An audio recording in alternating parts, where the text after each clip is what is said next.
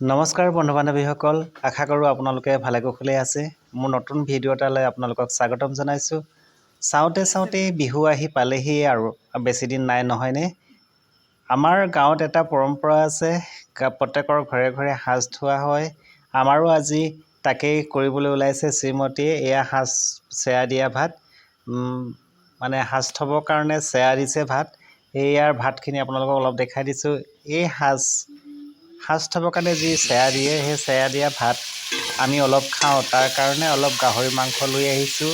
গাহৰি মাংসখিনি বনাই লওঁ। তাৰপাছত সাজ থ'বৰ কাৰণে যিখিনি বৰা ভাত বনাইছে, সেই বৰা ভাতৰ অলপ আমি খাম আৰু বাকীখিনি সাজ থ'ব।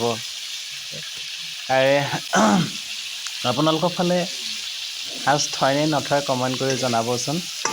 আমাৰ গাঁৱত আৰু সাজ বুলি ক'লে, বিহু বুলি ক'লে সাজ নহ'লে নহয়েই।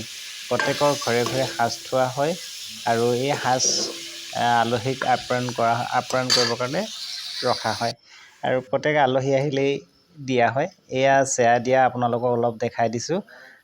এনেধৰণে ঢাকন মাৰি দিয়া হয়, তলত এটা চৌ দিয়া হয়। এয়া চাওক, এইখিনি খাবৰ কাৰণে পাতিছোঁ দেই, খাবৰ কাৰণে পতা হৈছে।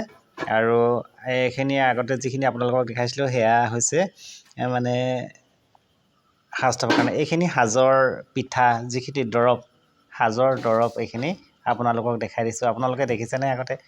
হয়, গাঁৱৰ বহুত মানুহে দেখিছে, বহুতে হয়তো টাউনত থকাসকলে এই পিঠা হয়তো দেখা নাই।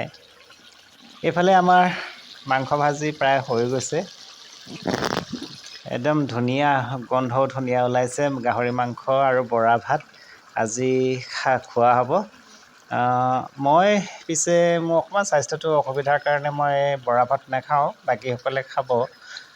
তাকে আপোনালোকক এইফালে মই মাকে প্ৰথম দেখুৱাই দিছোঁ। এয়া মায়ে খাইছে, মাক দিয়া হৈছে আৰু মাক প্ৰথম দেখাই দিছোঁ। আমাৰ মা আছে, বৃদ্ধ, প্ৰায় 90 পাৰ হৈছে, 90 বছৰ পাৰ হৈছে আৰু অন্ধ মায়ে মানে চকুৰে নেদেখে। এনে বস্তুখিনি আমি দেখাই দিওঁ। আমাৰ চাকি এটা জ্বলাইছোঁ। চাকিটো জ্বলোৱাৰ কাৰণটো হৈছে আমাৰ ট্ৰান্সফৰ্মাৰটো চুৰ হ'ল। এইফালে মোৰ ল'ৰাটো, আৰু এইখিনি মোৰ খোৱা ভাত দেই, এইখিনি খোৱা ভাত। এইটো মোৰ ল'ৰাটো খাই আছে। শ্ৰীমতীয়ে ভিডিঅ'টো ওলাব নিবিচাৰিলে, সেইকাৰণে নেদেখালোঁ। কেনেকুৱা পালে ভিডিঅ'টো কমেণ্ট কৰি জনাবলৈ নাপাহৰিব দেই।